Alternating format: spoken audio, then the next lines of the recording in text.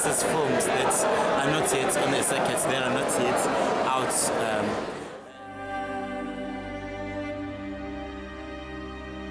Well, first of all, the film, the documentary film, was about me. It was about my life. So I was involved in working with the producer, Abby Ginzberg, on the concept of it.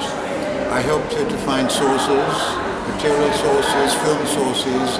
I helped her to get interviews with various people. I wrote to them. In that sense, I became a part producer of the whole film, and then I was interviewed a lot myself.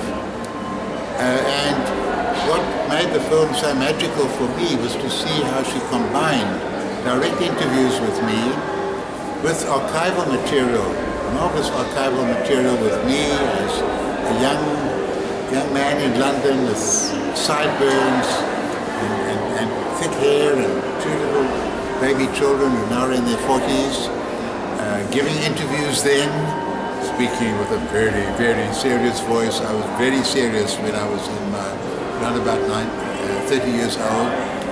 And then Abby and I, we fought, we argued, we debated, and she said to me at one stage, Albie, it's your life, it's my film.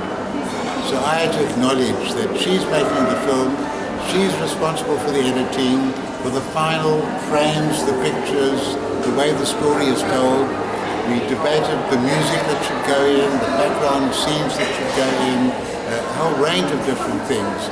And in the end, I was just filled with admiration for the quality, the texture, the feel of the film.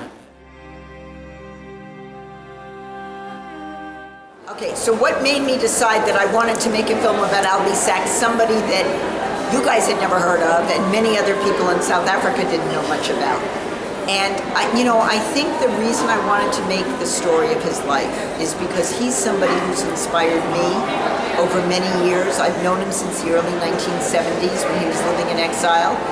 And I thought if he would agree that I could do a good film about his life. I knew there was footage of the bombing. I figured there'd be other footage of him.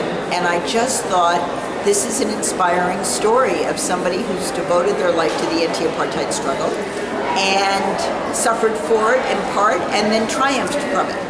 And so it's a story that shows the importance of standing up for what you believe, of holding on to those beliefs for a lifetime, and believing in it when you have no reason to believe. I mean, in the 1970s and 80s, everybody thought apartheid would end someday, but nobody knew when.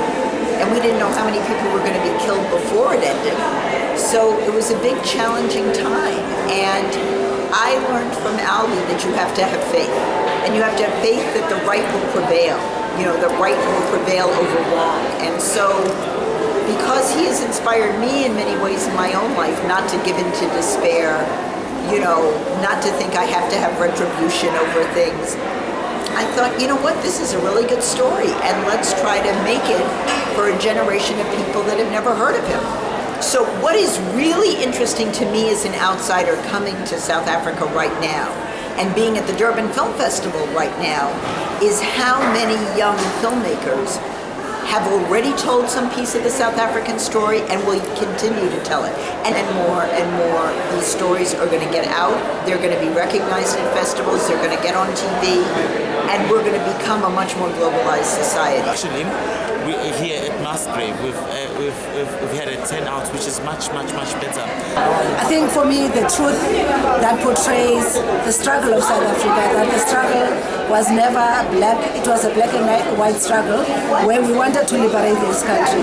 Like the Freedom Charter says, this country belongs to all who live in it, black and white.